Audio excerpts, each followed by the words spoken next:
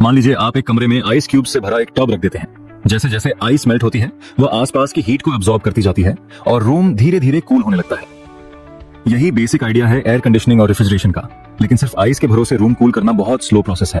तो आप एक स्मार्ट स्टेप लेते हैं, एक फैन लगाते हैं ताकि हवा चलने से आइस जल्दी मेल्ट हो और कूलिंग तेज हो जाए। रूम ठंडा तो हो जाता है, लेकिन प्रॉब्लम यह है कि आइस बार बार बदलनी पड़ती है। यहीं से एक बेटर आइडिया आता है, आइस की जगह फ्रीऑन का यूज। फ्रीऑन नॉर्मल टेम्परेचर पर गैस होता है, लेकिन जब इसे हाई प्रेशर टैंक में कंप्रेस किया जाता है तो यह लिक्विड बन जाता है।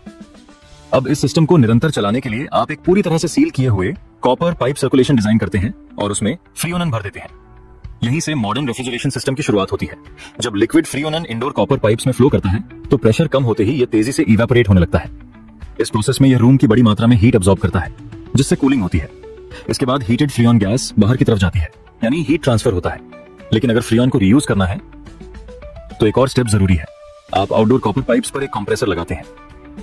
जैसे ही फ्रीऑन गैस यहां से गुजरती है वह स्ट्रांगली कंप्रेस होती है और उसका टेम्परेचर तेजी से बढ़कर लगभग 80 डिग्री सेल्सियस तक पहुंच जाता है। इसे ठंडा करने के लिए आउटडोर यूनिट में एक फैन लगाया जाता है। इस पूरे सेटअप को कंडेंसर कहा जाता है। कंडेंसर में फ्रीऑन अपनी हीट रिलीज करता है, गैस फिर से लिक्विड में बदल जाती है और वापस इंडोर पाइप्स की ओर फ्लो करती है। लेकिन अभी भी टेम्परेचर आइडियल लेवल पर नहीं होता, इसलिए आप इंडोर साइड पर एक एक्सपेंशन वाल्व इंस्टॉल करते हैं।